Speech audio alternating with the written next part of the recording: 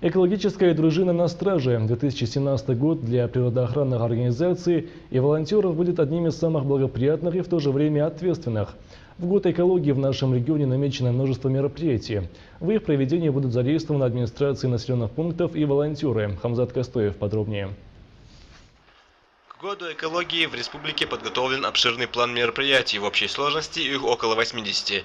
По словам руководства профильного комитета, все они будут направлены на привлечение максимального внимания людей к проблеме небрежного отношения к окружающей среде. Более того, улучшатся и условия для поддержания порядка.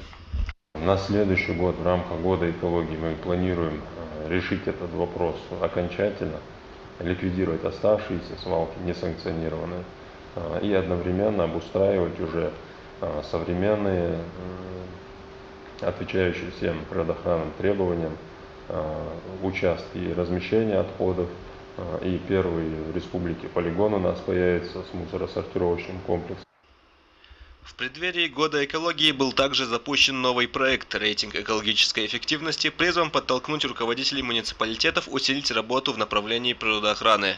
Критериями являются санитарно-экологическое состояние подведомственной территории, эколого-просветительская работа, организация и участие в экологических мероприятиях и экореклама.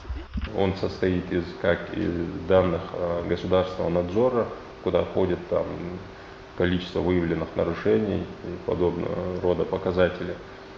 И на 50% состоит из оценки самих жителей, которая осуществляется посредством интернет-голосования. Первый итог был подведен, по итогам которого лучшим городом у нас стал город Назрань, районом Малгобекский район и населенным пунктом Новый Редан. Столица республики в этом отношении является весьма проблемным районом. Экологическая обстановка здесь оставляет желать лучшего, причем особо выделяется окраина города. По административной территории города Магаз пролегает водоохранная зона. Местными жителями она используется совсем не по назначению. Пойма реки Сунжа в этом месте буквально завалена мусором. По словам специалистов, от отходов таким образом избавляются и промышленные предприятия, совершенно не задумываясь о последствиях. Мы стоим сейчас на левом берегу, такая же ситуация и на правом берегу. Вот эти ближайшие строительные организации организуют вот этот выброс, сброс, скажем, этих отходов.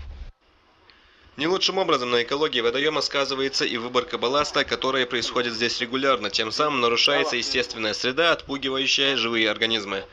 Однако все это меркнет на фоне выхода столичной канализации, расположенного на стыке с сельским поселением Икажево. Как утверждают местные жители, нечистоты по этому каналу отправляются прямо в Сунжу. Этот канал, вот очное снаружение, прямо течет в реку Сунжа. Там чего только нету там. И дохлые животные, и все нечистоты, короче. Это Сунжа, все источники, все она, короче, загрязняет. Все.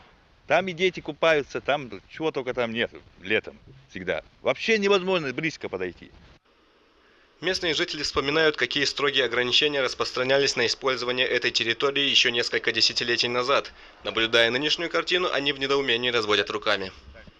Хамзат Костоев, Анзор Чехкиев, Мадина Марзиева, Вести Ингушетия.